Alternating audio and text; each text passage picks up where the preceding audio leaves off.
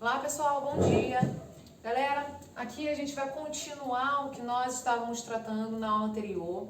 Nós trabalhamos com ondas, né, a classificação e propriedade das ondas, e também trabalhamos ondas sonoras, no caso acústica, né? A gente trabalhou toda a acústica, reflexão do som, que é o eco, a reverberação, enfim. Agora a gente vai estar falando sobre a óptica geométrica, chamada também ótica geométrica, tá? Mas a forma escrita correta é óptica geométrica. Tá lá no seu livrinho didático da sua página 56 até a página 60. Essa imagem de abertura, ele mostra exatamente o que a gente vai trabalhar a partir de agora. Reparem que a cor da luz branca está sendo dispersada nas cores que a formam, né? Que os formam, né? Essas cores é as cores que o formam. Bem, vamos prosseguir. Óptica geométrica. Primeiro, a óptica geométrica a gente vai estar trabalhando relacionado, quando a gente fala óptica geométrica, a gente está falando com a luz, né? Está trabalhando com a luz.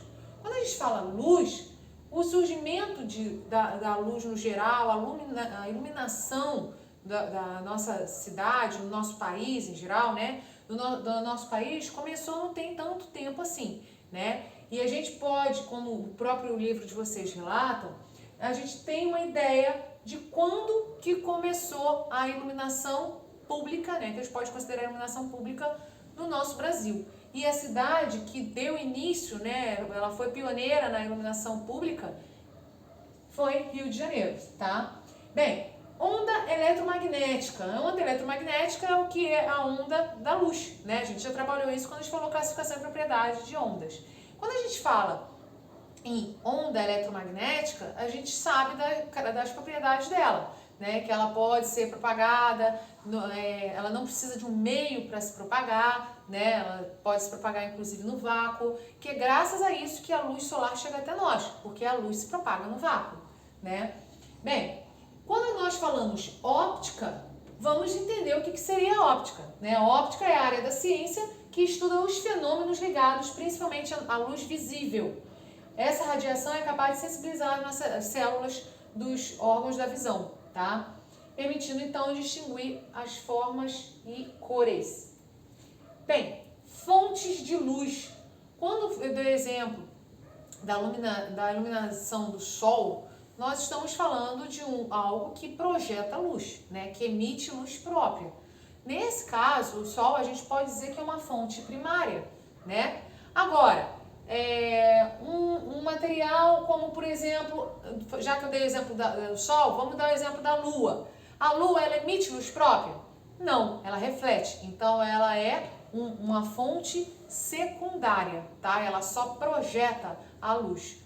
A lâmpada da sua residência, ela é primária, uma fonte primária ou secundária? Primária. Ela está iluminando, ela é um corpo luminoso, né? Uma lâmpada, uma fogueira também.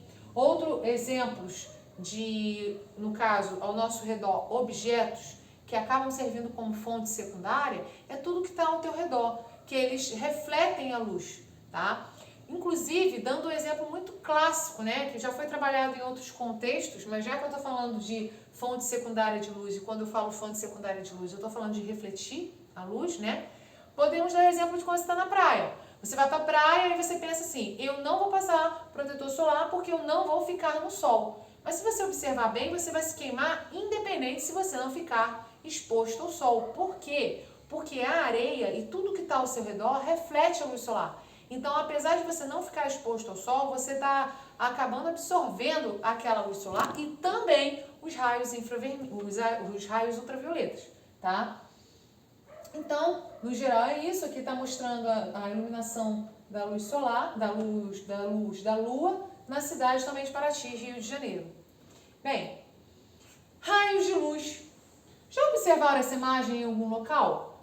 Já fizeram um desenho dos quais você desenha o Sol? Todos que desenham o Sol desenham uma bola com vários tracinhos ao redor. O que você tenta simbolizar com esses tracinhos ao redor do Sol?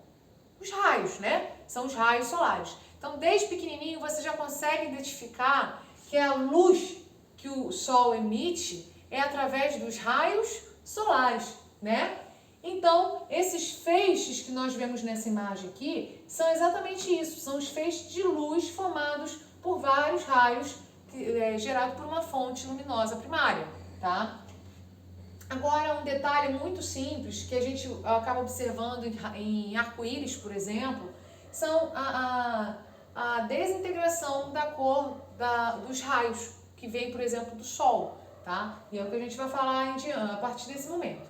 Bem, os raios de luz provenientes, por exemplo, do Sol e das lâmpadas são policromáticos. Lembrando, prefixo poli, significado vários, muitos, tá? Cromáticos, cor. Então, no caso, eles são policromáticos, significa que eles têm muitas cores que compõem a cor de luz branca. Ou seja, eles são formados pela interação de vários raios monocromáticos. Então, os raios policromáticos do Sol, ele é composto por vários raios monocromáticos. Nós podemos ver aqui como exemplo nessa imagem que tem o vermelho, o verde e o azul. O resultado da interação dessas cores que aqui estão, você percebe aqui no centro, que é a interseção de todas as cores aqui citadas, que é o branco, tá? Então, reparem, a luz que aqui está demonstrando a verde, o amarelo, o ciano, que é o azul, formam a magenta, que é, no caso, a interseção do vermelho com o azul, formam o branco na interseção entre o amarelo, a interseção entre o verde, o vermelho e o azul, tá? E o magenta só entre o vermelho e o azul. Então, aqui demonstra, os raios monocromáticos vermelho, verde e azul são chamados de primários. Aí vem um questionamento. Como assim primário, professora? Eu aprendi lá no meu terceiro ano, no meu segundo ano lá do ensino fundamental 1, que cores primárias são aquelas que dão origem a outras cores. Exemplo, azul, amarelo e vermelho. Não é isso, professora? Sim. Nesse caso, nós estamos falando de pigmento. Quando você pega o lápis de cor, giz de cera, tinta, nesse caso é pigmento. O que eu estou falando aqui é luz, ok? Cuidado para vocês não confundirem isso. Quando eu estou falando aqui, eu não estou falando nada de tinta, nada relacionado a pigmento. Eu estou falando relacionado à luz. Na verdade, eu estou falando de óptica. Então, né? Então, no caso da luz, os raios monocromáticos são vermelho, verde e azul. E, no caso, as cores que são formadas a partir delas são amarelo, branco e o magenta, ok? Inclusive, tem uma questão no seu livro didático lá, em uma das atividades, não me lembro se é a hora do estudo ou atividade do conteúdo, que está perguntando sobre isso, tá? Sobre pigmento e cores primárias. Bem, meios ópticos, isso é bem tranquilo, você percebe isso dentro da sua casa, você tem os 3 meios ópticos. Existem 3 meios ópticos, aqui você já percebe na primeira imagem. Você consegue ver o que está do outro lado perfeitamente, nítido? Sim, nesse caso, esse meio de propagação de luz aqui é chamado meio de propagação transparente, é um material transparente que está sendo usado aqui. Então, no caso, o material transparente, você consegue visualizar a imagem formada perfeitamente nítido. Já nessa imagem, você vê meio desfocado a imagem, né? É fosco o material. Esse material fosco acaba sendo formado uma imagem não muito definida. Nesse caso, o material utilizado é um material translúcido. Nós temos como exemplo, geralmente em vidros de janela, né, o que chamamos de vidro fosco ou vidro jateado. Esses vidros jateados você não consegue ver direito, muito bem, o que está do outro lado, tá? E aí não pode ser considerado transparente. Transparentes são aqueles materiais que você consegue enxergar perfeitamente o outro lado, tá? E esse material aqui utilizado é um material opaco. Eu não consigo ver nada do outro lado. Eu só consigo ver o material sendo usado aqui. Nesse caso aqui, é um material opaco. Percebam que todos os 3, eu estou trabalhando com materiais, porém, eu só consigo visualizar por aqui, por exemplo, aqui no transparente, eu consigo só visualizar do outro lado se houver luz. Se eu apagar toda a iluminação ao redor e se tiver de noite, eu vou conseguir identificar se o material é translúcido, transparente ou opaco? Lógico que não. Então, nesse caso aqui, para eu identificar se o material é transparente, translúcido ou opaco, eu preciso da luz, beleza? Bem, então aqui demonstra, a luz apresenta comportamentos distintos nos meios transparentes, translúcidos e opacos, ok? Aqui está um exemplo de um tipo de vidro, que é o que eu falei, né, o vidro translúcido. Você vê que ele é meio opaco em algumas regiões, ele é formado por várias faixas, né, várias listras, e essas listras mais grossas, elas são jateadas, elas são translúcidas. Bom, próxima etapa na definição e caracterização da luz. Nesse momento eu vou estar falando da luz e suas propriedades. Bem, existia desde a Grécia Antiga um material que era chamado de câmara escura. Esse materialzinho aqui que você inclusive pode construir na sua casa. Para quem tiver interesse, eu deixei aqui o link de acesso para vocês acessarem lá no YouTube, e aqui ensina como construir uma câmara escura. Você vai precisar só de uma caixa de papelão, caso tenha. Você pode usar, quando aqui for orientar, ela fala papel vegetal. Você pode usar também um tecido branco e um alfinete e fita, tá? Fita crepe. Com isso você consegue montar essa câmara escura. Como é que funciona ela? Você vai perceber que ela vai fazer exatamente o que o seu olho faz. Vocês sabem que o que a gente enxerga é porque o nosso cérebro, ele desvira, na verdade não o cérebro, né? O termo correto seria falar o bulbo, uma certa região do nosso bulbo que faz parte, que compõe o nosso encéfalo, tá? A gente sabe que o cérebro é outra região que compõe também o nosso encéfalo. Então, para usar o termo correto, o nosso bulbo é que interpreta essa imagem e desvira. Por quê? Porque o que a gente está enxergando, ao chegar na nossa retina, ele chega invertido, exatamente como acontece aqui, ó. E quem desvira isso aqui para a gente interpretar a imagem na posição correta é o nosso bulbo, tá? Então, a câmera, você vai perceber que tudo onde você direcionar ela vai estar, ou você vai estar observando tudo ao contrário, tá? É bem interessante, é bem legal. Isso aqui para quem, no caso aqui, quem visitou o Parque da Ciência não teve a oportunidade de pegar e consultar isso daí, porém lá tem, e quem ainda conseguir ir ver na saída de campo daqui da nossa escola, conseguirá visualizar isso daí. Bem, como é que funciona isso daí? A formação da imagem nessa câmera, ela pode ser compreendida pela figura ao lado, tá? No caso, em que os raios de luz provenientes de um objeto são representados por segmentos de reta. Então percebam que a parte superior dela segue uma linha reta, sendo que essa linha reta ele vai inverter e a imagem vai se formar ao contrário, tá? A formação dessa imagem nessa câmera também impulsionou lá a arte. Isso porque alguns artistas perceberam que essa projeção poderia ser aproveitada para a realização de pinturas de ambientes e de pessoas e passaram a utilizar. Tanto é que pinturas como essa daqui, ó, vocês percebem que o fundo é negro. O fundo não tem nada de imagem. Não é o que tradicionalmente a gente vê atualmente, né? As imagens que a gente vê de pintura, você vê muito colorido, muita luz, né? Inclusive, museus de arte moderna, arte contemporânea, você percebe que os quadros são bem coloridos e a iluminação do museu é bem característica. Nessa época, não havia como ter essa iluminação toda. Por quê? Na época não tinha iluminação, era tudo a lampião, a luz de velas, né? Então, eles usavam como base a câmara escura, ok? Então, continuando. Agora a gente vai falar os princípios da propagação desses feixes de luz, tá? Então, nós vamos começar pelo primeiro item.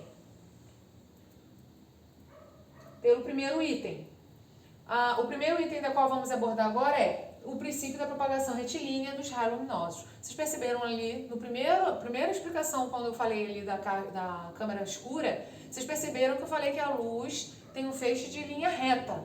Esse feixe de linha reta já está sendo explicado aqui no primeiro princípio, tá? Que é a propagação retilínea dos raios luminosos.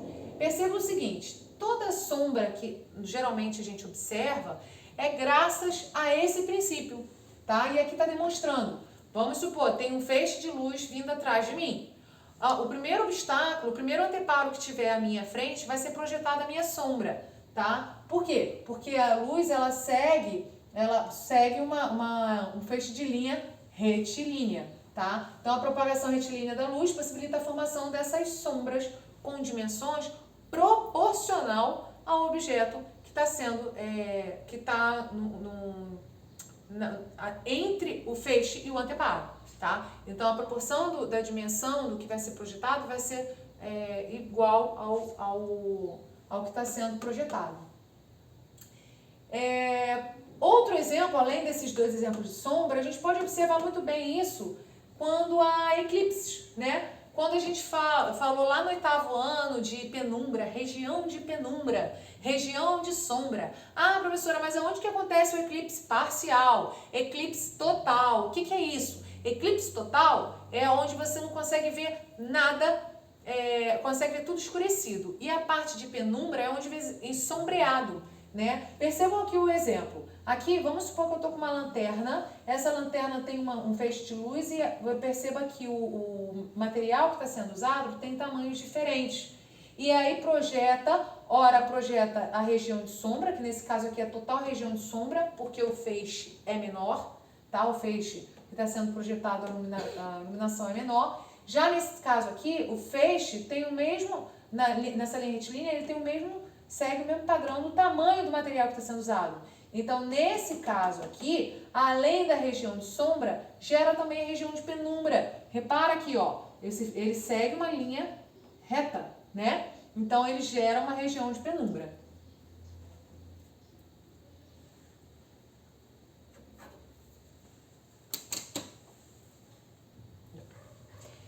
Bem, pessoal, então, continuando aí, podemos observar aqui como eclipse. A gente viu ali um feixe de luz emitido por uma lanterna e uma bolinha menor e uma bolinha maior. Agora, reparem, o Sol. O Sol, a dimensão do Sol com relação aos planetas, né, e com relação à Lua em si, é fora do padrão de tamanho, né? Ele é bem maior. Então, a iluminação nas quais vai acontecer lá no eclipse, ele sempre gerará uma região de penumbra, tá? Então, reparem, a sombra que pega na direção da Terra e a região de penumbra dessa linha reta aqui, ó. Então, você percebe que tem dois padrões de linha, né? Que saem da parte superior, ó, em linha reta e a outra mais inclinada. Assim também acontece com a parte inferior. Essa, no caso, cruzando com a superior, ela vai gerar essa região aqui, onde a gente chama de região de penumbra, tá? E o que nós conseguimos visualizar da região, no caso da região da sombra total, a gente consegue imaginar e consegue visualizar isso daqui. Quando o eclipse é o eclipse solar, isso aqui acontece quando é o eclipse lunar. Quando é o eclipse solar, a imagem que nós conseguimos visualizar a partir do eclipse parcial não é essa imagem. Essa daqui já é o eclipse total, ok? O eclipse parcial, ele fica com uma parte aqui clara com a visão aqui do Sol, tá? Que não se deve olhar sem uma proteção ocular, beleza? Bem, falamos do princípio dos feixes retilíneos, né, da luz da linha retilínea. Agora, o princípio da propagação independente dos raios luminosos. Para quem já foi num local onde tenha esses tipos aqui de iluminação, né, projetado esse tipo de iluminação, vocês percebem que os feixes de luz, eles atravessam e continuam da mesma forma. Ele não se mistura, ele não se perde, ele ele não muda de direção, né? Isso está relacionado ao princípio de propagação independente, tá? Então, em virtude dessa independência dos raios de luz, vocês observam que tem o cruzamento dos raios e não ocorre o desvio, nem a diminuição do brilho e nem mudança do tom, nem mudança da cor da luz emitida, tá? Só onde há o cruzamento que muda a cor, tá? A gente falou ali dos raios monocromáticos. Então, quando cruza duas cores distintas, né, diferentes, ele vai ter alteração da cor, formando uma nova cor, uma cor secundária, somente onde cruzar, tá? E o terceiro, o princípio da propagação reversível dos raios luminosos. Observa-se isso aí, geralmente quem já parou para analisar como funciona um retrovisor do seu carro. O motorista, ao dirigir, ele consegue observar através do retrovisor imagens que está atrás dele, né? No caso, atrás do carro. Porém, ele também consegue observar o carona que estiver na direção, no ângulo de visão dele do retrovisor.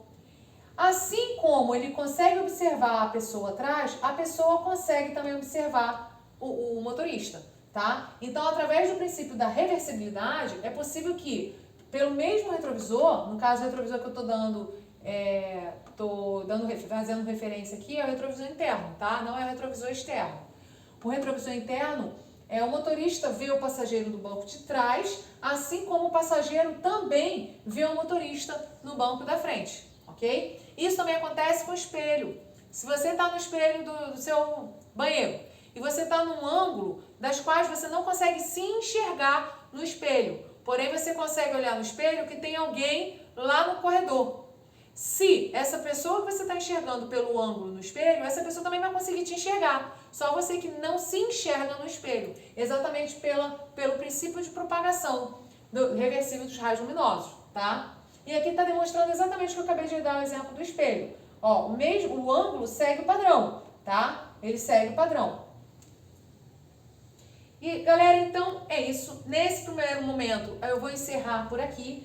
E nós daremos continuidade na próxima aula falando sobre a luz e os seus fenômenos, tá? Então é isso, até a próxima aula.